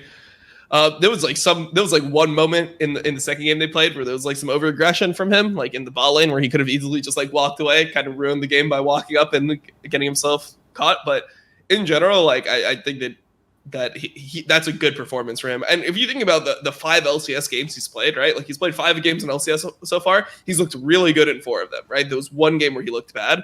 Overall, I think that's really like a good sign going forward for our region. You know, that we're at least producing some talent somewhere. I think one player that's been getting a lot of a pass just from being graded, not that it was a bad thing, is Broxa in the jungle. He went 209, put Speak in his place, made Kane not look so great. How did you grade him in this game and then overall in this weekend? I mean, he had like I think his game was okay here. I mean, playing Trundle was playing Trundle. Like, I think it's really hard to fuck him up. Like, unless you do what Acadian did and you like walk into like a Graves or walk into a which actually is what Bronson level did. 3. Yeah. Like, I think it's pretty hard to fuck up the champion. I think he's the weak point of the team personally. That's like how I'm viewing it right now. Like I thought he almost solo lost the game. The Trundle game versus Closer, like he got really abused by the him. Italy Trundle game. Yeah, I thought that was like horrible pathing. Like you're ganking a phase rush Jace from bot side without your red buff, and then you walk straight back into your red buff and you lose your flash. And then instead of just like backing, you counter jungle enemy golems, and then the enemy jungler gets your Krugs, Wraiths, your red, and then he has like his whole fucking jungle up, his whole rotation. Where you can do things like you can take a base there once you're 650 gold, get your jungle item, and then like use your top prio to like invade the second spawn of Wraiths or like control that area, at least like drop a ward there so you have some like idea. Like I just didn't like what he did overall in that game, and then he ended up behind like 50 CS in lane. Yeah, I don't think Broxa was anything special. And also, there's been this really weird thing about NA Trundles. When you play versus a range champion, you don't want to do anything in the early game. You don't want to gank. You just want to make sure you farm. And if you're ganking, you want to make sure you're ganking the opposite side. Like, you never want to see the Nidalee. You never want to see the Kindred. You never want to see the Graves. But there were like 3 Trundle players that played versus a Nidalee, that played versus a Kindred, that played versus a Graves. I think it was Wiggly, Acadian, and Broxa that kept running into the range champion and getting fucked over. So I personally don't think Broxa did well. And yeah, NA Trundles in general have been pretty bad. Like, the 3 I mentioned have shown not great performances. Well, I mean, I think that it's just like also you have to be adaptive with your keystone. Like, I think that if you're playing Trundle into one of these range matchups, you just take phase rush. Like we saw Sven do it. We see it every single time in LPL. And then in NA, for some reason, they're just allergic to the keystone. They're like, no, I need press the attack. It's like, well, how are you going to proc a press the attack? Like, and how is press attack going to be useful against a Graves or a Nidalee? Like, you're never going to use it. You're never going to kill them, right? Like, so you need to have something to match. Like, at least if you have phase rush into a Graves like that, right? Like for example, if Acadian had phase rush into the Graves, when he procs his phase rush, you proc your phase rush, and then you can actually run away at least. So, like, it gives you like something, you know. And going back to the whole TSMTL thing, I'm pretty sure Spica didn't want to play Kane. Like, his game plan going into the game was not playing Kane, but he got pinched so hard in jungle, and it seems like TSM didn't really prep that well for it. Graves was banned. They took Trundle, and then they banned Jarvan, Lee Sin. So there were 4 junglers off the table, and then he ended up picking Kane. Aren't there better junglers that he could be picking there? Here? Yeah. Kindred is the one that stands out. Yeah. Kindred is pretty good in this game. The other range pick into Trundle, yeah. Well, I mean, the other one would be Nidalee, too. Like, Nidalee is okay, but I think isn't that one of his champions? Like, isn't he supposed to be a really big Nidalee So player? I said he was going to pick Nidalee when I was doing draft, because he's like a really good Nidalee, right? Like, that's his thing. He's a Nidalee main, right? Like, or he's like a Rek'Sai Nidalee player. That's how I remember him from solo queue. But Yeah, I mean, I don't even think that like you're not even forced that hard in that Trundle situation. There's other picks you can still pick there. There's Gragas, for example. I think Gragas is actually really good in that game because you have it gives you 2 AP, 2 AD, and like a Predator Gragas gank with a Terran Callista. It's really hard to live that with Bard and Philios. So I don't know. And the whole thing is Kane is like you either roll over people and you get your form early, and then you turn it into blue Kane and you're murdering range champions, or you're playing in a low CC situation where you can play red Kane. Other than that, like Kane is really bad. If you can't transform, Kane is not a full champion, and he wasn't transforming for the longest time. It was just such an atrocious Kane play. Yeah. I thought it was an atrocious spot to pick Kane into. I'm telling you, so they just did Predator buffs, and Predator Fiddlesticks is actually nuts, and no one knows about it. So I just keep on saying these. This is literally just going to be, I don't know if you guys remember 2018 when I was talking about Skarner. There was a point where in 2018, I played a fuck ton of Skarner. I got Challenger with a 70% win rate playing the champion, and I was like, dude, this champion is broken. Like, it's not that I'm like some fucking insane solo queue player. It's that this champion is broken. Like, everyone should play it. No one played it for like fucking 4 or 5 weeks, and then everyone started playing it with no changes to the champion. I'm saying right now, just for the record, Fiddle is nuts. Fiddle with Predator is just OP. Somebody's gonna pull it out at some point, and then everyone's gonna start playing it. It has like one counter in the meta right now, which is Olaf, obviously, because Olaf just ignores your CC. So you just ban Olaf, and then you just win the game. So yeah, I mean, it just is what it is. Like that champion is nuts, and that champion is actually pickable into Trundle as well. So yeah. I'm not sure. I'm pretty sure we're not going to highlight the TL versus GG game, and because we're not, I think Impact played really, really well in that game. I got it, and we can talk about that if you're ready. I'm really happy to see the other members of TL that I thought weren't going to be as good step up. I thought Core JJ was going to be good, but for me, I didn't think Jensen or Impact is going to have the same kind of motivation, and I definitely underestimated them, and they're putting up good performances, which is really nice to see. Yeah, what was it? Dodo retweeted it out that in the middle of that final fight with the shockwave that Jensen hit, he taunted in the middle of the shockwave hit. Yeah, he used the emote. That was really cool. I never really worried about Jensen's mindset going into the game. I was worried that maybe he was slipping a little bit, but the fact that he was like, "This game's over" before the shockwave even hit was pretty sick. I'll pull that one up in a little bit. Well, I mean, I think he might have actually binded it to his shockwave. Because you can bind it to your keys. So I'd have to go back and look at how they do it. So for example, I have my fucking Pengu dab emote binded to my level up. So if I level up in a team fight, like it just dabs on him. So also like one thing I really wanted to highlight was Impact created something out of nothing this game. Like when Golden Guardians was ahead and there was a fight near Baron, they didn't show like the replay of it properly. But Impact got a kill on Jace somehow. Like Jace had Flash, Jace had the AD Banshee, whatever it's called, Edge of Night, I think. And Ghostblade also, and Impact was able to catch out Jace and kill Jace. That turned the game completely. I don't know how the fuck he did it. I'd have to go back and check pro play, but Impact was a hero in this game. Yeah, and like the craziest thing is that he just like created a gold deficit out of nothing too by buying like a Haunting Guys as well. Yeah, as well as a Leandri's. Like that was something where he pretty much solo killed himself, which is something that we do in NA. Like that was something where when I saw it, I didn't realize that like that was even a thing. It's like, oh, so if you just buy the wrong items, like you buy the same item twice, you literally have just solo killed yourself in lane. It's like you've just lost 300 gold for free. So it's pretty cool. Like I haven't seen that before. So respect to him. So with old school items, sometimes they didn't have repeating passive on the unique passive on the lower versions of themselves. So if you had an item that was really efficient on you, you could get the fully upgraded buy, and then you can get the lesser buy and get both passive, and it'd be really good. And I was like, oh wait, Haunting Guys has that interaction still? That's so cool. And then I went and checked it. I'm like, wait, no, it doesn't. It's just a mistake. The first time I saw it, I was like, holy shit, Impact's a genius. I'm wondering why other Mordekaisers don't do this. And once I checked, I'm like, okay, this guy's an idiot.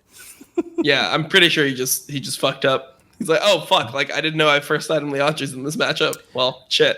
Well, also, I wanted to point out when we got to this match specifically, like, Golden Guardians looked good. I think there was one specific moment where Tanner got straight caught out in front of, like, Top River or in front of Baron, and that really stunted the active, aggressive front foot momentum that Golden Guardians had before they gave it back here. So I wanted to give props to Closer and Demonte. Even though I agree with Loco, the way in which they dumped Golden Glue is absolute trash. Damonte does look good. He looks better with closer, and he's the better mid lane for Golden Guardians. That I think that is going to be objectively a fact as we see more of it. We've only seen 2 games, so it's hard to say objectively he's better, but so far he's been better than Golden Glue. Yeah, I think he just looks different. He looks more active than Golden Glue. Golden Glue's kind of just existed, and Damonte's actually doing something. Like, I don't think he played that well. Like, I think the Echo game, like, even though he looked good, there was like so many misplays where it's like I saw so many opportunities for him to like really take over that game. Like, he was set up to just really succeed and pop off, and then he just like was misplaying team fights. But I mean, it's still fine. Like, I think that he hasn't played LCS in a while, so it's different to play like on that level. All right, give us another game, Daniel. All right, this is the game, the match, the closest match of the season. And I don't think there's going to be a match any closer. And also, Dom, you made a fantastic point in this Fiesta. I ran out of time. Otherwise, I would have put, sombreros on top of their heads and drawn mustaches on both Soaz and Pobelter, because this was a fucking Fiesta from the jump. Mm-hmm. This was crappy pathing by both junglers, just kind of giving it. Somebody had to win. That was going to be the caption, but I decided to make it a little nicer. Someone had to win. CLG end up taking the victory over Immortals here. And Dom made this really good point on his stream, which was the fact that these two teams, that are the bottom teams, have to play each other means that one team won't go won't go winless for a very long time. So one of these teams is going to get that one win. And in this case, it was CLG. Now Immortals might have to wait until the second round of the round robin before they get their first win, the way they look so far. I think Wiggly is such a fucking atrocious player right now. I was so high on Wiggly about like a year and a half ago. Like, what the fuck happened to this guy? He's playing Trundle versus Lee Sin. He sees the free scuttle. He knows where Lee Sin is. And instead of taking the free scuttle, he goes to gank the fucking Braum Aphelios. Doesn't get anything out of it. And then he's getting... He got flash on Braum. He got so little out of it. And then he goes to his jungle, where he's going to get pushed out, and he's contesting for Gromp. Like, I was yelling at my screen, like, you idiot, go to top side. And he's just trying to contest the Lee Sin when he's down a level. He doesn't have priority bot lane. He doesn't have priority mid lane. Like, I don't know what the fuck he's doing. And then they do the whole... mid was the worst part. I feel like he just ganks mid where there's like no kill. He's ganking for a level 3 Diana where there's no kill threat into the phase rush Orianna. And he just burns his own flash, essentially. He knows the Lee Sin started top, so he knows the Lee Sin can be down there. And then he just gets his own flash burned, and he's just on the back foot in this matchup. Where, like, at that point in the game, Trundle, like, Lee Sin can't actually full fight Trundle. Yeah, 1v1 fight. The Q is amazing on Trundle. Yeah. No, like, you just, if Lee Sin sees Trundle, he has to just like walk away. You know, like Lee Sin kind of has to choose the fight. Like, he should be able to ward jump away. It shouldn't be like Trundle just walks up to you and just murders you or anything like that. But you have that implied pressure where it's like, if this guy is here and I'm there, like, I will just win the fight naturally, right? Like, that's just a huge advantage of playing Trundle in that matchup. And he just gave it all away. Like, he literally just he ruined every lane himself. He just ruined the whole game himself. It's so crazy. And then he went to top lane after they swapped, and then he's trying to do another gank. Like, I just don't understand why he's so gung-ho on ganking side lanes. I thought the game plan was really clear when they picked Diana. Make sure you hit level 6 on Trundle, wait for level 6 on Diana, roam with the fucking Nautilus, and set up a tent in mid lane and kill the Orianna over and over again. And they never did that, and they're just playing around side lanes so much. Like, I hate how CLG plays. Yeah. Yep. It was pretty crazy to me that they are just like this bad at like figuring out. And then the other thing is like he's burning his own laners, summoners all the fucking time by just how bad he plays, right? Like when he did that whole Gromp contest, not only did his Nautilus come and try to help him, his MF tried to come and help him, his MF had to burn heal for him. Like, it was just really, really bad. And then because he went for that, because he, like, they knew that he was forced to back, then his mid laner gets dove immediately and his mid laner dies. Like, everyone just gets fucking, like, screwed by the way you jungle if you play like that. Like, you actually have to, like, try a little bit harder if you're playing. Jungle death. Yeah. Like, you have to try when you're playing jungle. You can't just, like, ruin the whole game for everyone and expect to win. Like, this is crazy. Also, the Orianna-Diana matchup is so fragile for the Orianna side. Like, Diana can close the gap so easily. Like, one jungle gank, one support roam can change that so much. And Pobelter is by far your best player. Like, clearly he is above everyone else. Like, it should be so fucking crystal clear where CLG should be playing towards. Orianna-Diana matchup. You have Nautilus support. You have Trundle. Trundle's really good at ganking these immobile mid lane control mages like Orianna that like have to burn flash the moment you get pillared. Like, what are you guys doing? Just go mid and set up that camp. Yeah. I mean, he did have phase rush, so like it's not super easy to just like one shot the Ori with pillar early, but it should be the type of thing where like if you just do it at correct timings, the Ori doesn't have to flash the Trundle, he just has to flash away from the Diana. But I don't know. I mean, I think even when you burn flash, it gives Diana such a big window to kill too. Like, yeah, just help Pobelter. Yeah, no, I think it was pretty, and then like it's just knowing like the timings that you want to actually gank on. But yeah, I mean, it's crazy to me that he actually ends up with that scoreline. Like, look at that KDA. Yep. 2 and 11 when you play like that. Like, Jesus, that's crazy to me. Yeah, he typed better jungler wins after the game. Oh, is that why Soaz rage quit? I bet. No, I'm joking. Soaz is probably going to get a talking to not to rage quit out of the games from the LCS commissioner or whatever. Yeah, I naturally do that shit every game, win or lose. Just efficiency. Let's look at this from the Immortals side. So Immortals don't look good. They made their changes, right? It wasn't just Smithy. It was also the bot lane getting swapped out. All Tech and Gate getting to start in front of Apollo and Hakuho. How did you feel about this version of Immortals? And would you make changes? Would you give them time? How would you go about it? I think Altec was like really fucking bad in terms of positioning. My God, as an Aphelios, like you have to be hyper aware about when you're chasing into places. Like that mid lane where he went into the choke and then he used Zanya first and then flash later. AD carry players, good tip for you. Almost always the common pattern is flash first and then the stopwatch. You only use stopwatch first when you're about to get hit by an immediate CC. Like there's just so many big mistakes that Altec made, which turned the game completely for CLG. I thought at one point the game was unwinnable for CLG, and Altec just gave it to them on a platter by positioning terribly. It was unwinnable, but then he just, the Nautilus ult into MF ult, and then, oh man, it's like Nautilus ult into MF ult, and the fight should just be completely won, and it should just be Baron. Like, but they needed two of those fights, and that's why you can tell like CLG is just a dog shit team, is they have no idea of like what's already game winning.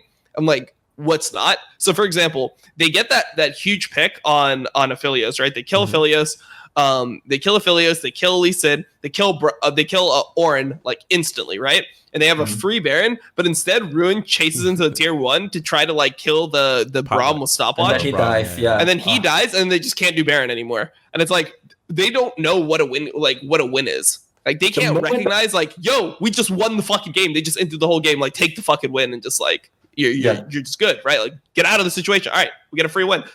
They can't recognize those things in games. The problem, like they're just like, oh, we're getting kills. Oh, try to kill them all. Like kill everyone. Like it's like, dude, just calm down and go to the fucking Baron.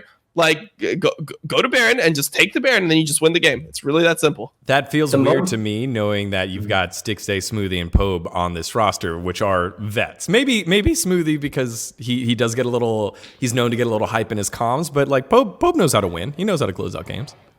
Yeah. The moment like I saw the death, I yelled Baron at my screen. I'm like, this is free Baron, because I predicted CLG to win, so I was really invested.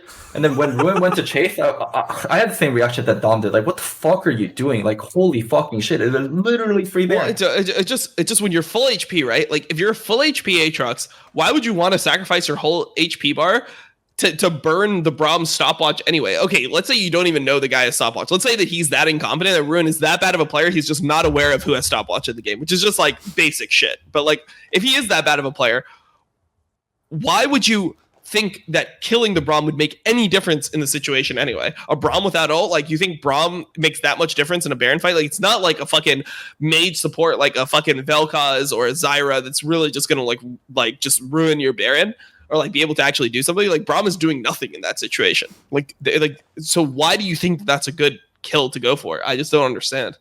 And even then, when they fucked that up, what they did at Baron was still dumb. You know you can still start Baron, and you know it's a 4v2, and you know you can draw them in and get additional kills. Like you can bait it. Like they just lack so much basic game concepts, and they have such veteran players. And then like Weldon, Song, like Matt, like they have coaches that have been in the scene for such a long time too. Yeah, I just don't know like how to even talk about that situation, because like I feel like there has to be something that I'm missing. Like, why is no one able to just like make that call, or why is like Ruin not able to notice? Like, how do they not turn that clean 3-0? It was a clean 3-0 team fight, right? How is a clean 3-0 team fight where you're killing their AD carry late game not just a free Baron?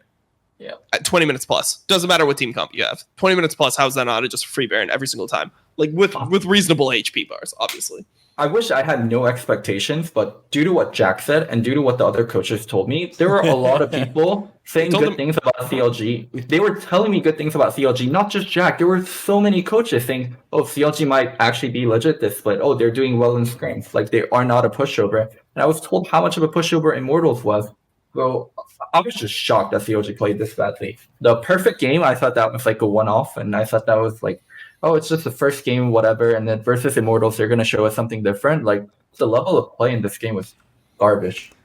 Here you go, friends. I was able to pull it up, so just in case, because I think one thing that we do and provide to a lot of people that watch are, like, specifically examples of, like, hey, this is what should have happened, and you guys detailed it, but this was the original kill that everyone was talking about. They get the pick onto Aphelios, Rune goes in and continues to push on forward here, and this is the moment where, like, everyone's talking about, right? Braum, why is Ruin killing Braum here? Ruin gets the game is there. like, so if you just go Baron here and you don't walk into turret, you just win the game. Like, this is just so troll to me. Yeah, right here at this point. And then instead, Ruin gets played, Gate styles on him, and then gets away. But that also was like, oh, that's awful. And then you could see CLG be like, oh, we should have Baron. We're going Baron. Call made a little too late, and then they realize, oh, well, we can't do it. Let's set up a pick, and they already know they can't do it. And I mean, it just looks so uncoordinated. Like this is just free. Look at the pick they're setting up too. Like, just go in the pick where they don't have vision on you. Like, oh my gosh. There's vision there. There's a control ward there. Right. No, they can kill the ward, and no, like they can go in the pit, place their own pink ward, and kill anything that's in the pit, and the enemy team doesn't know what's going in the pit. Are they hitting Baron? Are they baiting us? And they're forced to walk in, and that's where they turn. And they should know that they just killed Soaz. There's no TP on Soaz. It's not like they're playing against like a TP Ezreal, like on an AD carry. Like, they should have some knowledge of like what's going on in the situation. Yeah. Here's the other play. I think the big play from this matchup, it was the what was Immortals doing here? Oh, I thought Vulcan's tweet here was actually really good, where he was just like, he's like, you might be wondering how. He's like, yep, that's me. Like, you might be wondering how I got myself in this situation. Like, yeah, they look at Altic here. Look at Altic. He has stopwatch and flash. Just change the order. Make sure you use flash and then stopwatch second, and then you're completely safe. Yeah. So is he trying to stopwatch to not get hit by that? Yeah, but he just flashes over the wall and makes sure he's on the same side as Aika, but he used stopwatch first, and now he's stuck. Okay, I see. I didn't even notice that in the fight. I just saw this and I was like, this looks like. I mean, I think you're probably dead there either way. Like, I really think that you've just like ruined the game by going through that. You're in like a really shit position by being in that choke, but flash first to get on the same side as the Orianna, so she can ult people like that are coming into you. Like, it gives you a way better shot than whatever he did. Mm-hmm. That's fair. All right. Well, those were the two big plays that Loco and Dumb were talking about in that match. Make sure you flash first, and make sure you go for Baron and don't try to kill the Braum. Yeah, Baron is pretty important in professional games, I would say. All right. Well, those are the things that I had prepared for today. Anything else that we wanted to tackle before closing things out on week one? I'm good. I think it was a pretty like boring week overall. Like, if I'm being honest, with like just the level of like the game. Like, even if the games are shit, I want to see some like close, like real, like just fiestas. But we're getting like shitty fiestas. Like, I think that we can up the entertainment from the NA teams a little bit more here. Dude, NA storylines are just so dead right now. Like, the only teams I care about are Cloud9, TSM, TL, and FlyQuest. Like, rest of the 6 teams, like 100 Thieves, it looks like they got worse. Dignitas, like they're running a 10-man roster. What about EG? I'd throw EG in They're there. not. Yeah, EG also, but like EG is good, but EG doesn't really have a storyline.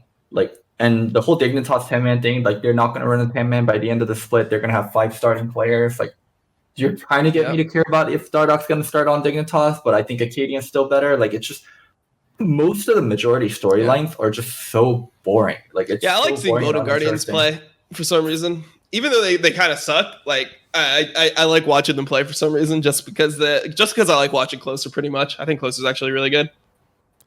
I thought Closer got solved. It felt like he got solved in the middle of or at the end of the split last season.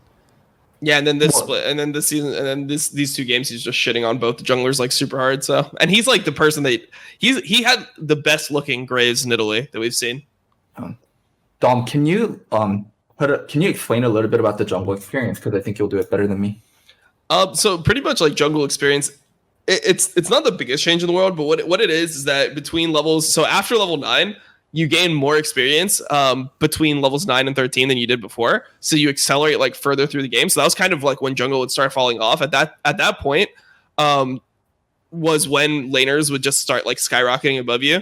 And due to like this jungle change, like you're able to like full clear like a lot more efficiently. And once you get to that break point, you end up like getting like your items a lot. Or like, I mean, I guess you get your items on the same speed, but because you're higher level, you're able to like make more use of your items. You're able to fight better throughout the game. So champions like Nidalee and Graves that can like perma invade can just get bigger leads than they could before. Like invading camps and like just getting as much like funneling yourself on the map just gets you way further ahead than before, and it just like allows you to really like put pressure on lanes, because like jungle, just like the way it works is like you spike earlier than other lanes. Like when you have items like Warrior, Runic Echoes, like if you look at all the jungle items, you just look at the stats on them, they're like way more efficient than any other item in the game, like for a laner, right? Like Warrior for a jungle is 50 times better than like IE is for a laner, or something like that. So pretty much like the fact that you're so much stronger early, and the fact that you can like actually like accelerate throughout the game, it just makes Graves, Nidalee, Kindred, like these types of champions just better. Will we see more Fiestas at level 1 then, do you think? It actually got pretty stale, I think, on that front too. There weren't a lot of invades last season. Well, I mean, I think it just depends on like champion picks. Like we're gonna see invades depending on what enemies pick. Like when you see things like Graves, Olaf, champions like that, they just win level 1. So normally you're gonna have to see people concede. But if you draft properly, it shouldn't be possible to just like just win the game off an invade, because if you're invading one side and you have like a weak side, your other side should be decently strong. Like if you're picking like everyone losing lanes and a weak jungle matchup, then you just lost draft so hard that you deserve to lose. But yeah, I think that with like Olaf, Graves, you're going to see a lot of invades specifically with those champions. And then like it just depends on like what other people pick. So if people are picking like Rek'Sai, that champion's going to get invaded 24/7 because it's just like one of the weakest level 1 champions in the game. So yeah, it really just depends on what we see in jungle matchups. But for the most part, I expect the meta to be pretty similar to this until people catch on to Fiddlesticks, and then you'll see like Olaf bans and Fiddles like early pick. Because the thing that people are going to start doing, right, is the way it works is like Olaf is really strong right now. So that means that counters to Olaf are strong. So people are going to pick the counters to Olaf that they perceive to not have many counters preemptively to deny Olaf, right? So instead of having to ban Olaf, you can just pick Graves or Nidalee, and then theoretically teams should not, or Kindred, and teams should not want to pick Olaf into that. So then the answer to that is going to be Fiddle. Like you play Fiddle into Graves, Kindred, Nidalee, and those champions just obviously rely on mobility. All of the champions are just high mobility champions, and you aren't very mobile when you're silenced and feared. All of the ways that they are mobile are through dashes, and obviously silence prevents dashes, so you can keep them in singular spots for a long time. So once this Graves meta starts, you're going to see just people like eventually you're going to see someone bring out Fiddle and just like start running games with it. I'm interested to see Fiddle. Yeah, I think that it's something that's really, really underrated. Like people don't understand how much better it is before. Like you can get multi-man fears. The Q does damage now, whereas like your fear used to not do damage, right? It was just a 2-second CC. Now it's a 2-second CC that does 20% max health base. That scales. But yeah, I mean, I don't know. I think like it's different. So people have different perceptions on it. Like people are playing it different places. In Korea, they're actually playing Fiddle Top with Aftershock. They think that's like super broken. So people play Fiddle Top with Aftershock and like Frozen Heart Rush. But yeah, I think that in the jungle is like what it's meant to be. And especially like, once people catch on to Predator, you're going to see a lot more of the Predator jungles coming back. So like Gragas is going to be upped in priority, etc. Coach Dom, he's available. Telling you. Higher. I'm telling you. Cost $2.3 million though. Yeah. But we know you got it since you offloaded Uni. I will ruin your team for less than 2.3 million. All right, guys. Everyone, thank you so much for watching. We appreciate it. Again, big shout outs to our new graphic designer, Melina. If you liked what she did, put in the chat. We'll give her all the props, but she did great. We'll catch you guys next week for week 2. Please be patient with the LCS. They're going to get their stuff together. All the technical things that we saw, it'll get better over time. Just give them time, especially when they're allowed back in the studio. Everyone's doing everything remote right now. So that's my big plea. Not everyone can have a killer first week like Facecheck. All right, guys. We'll catch you guys later. Peace.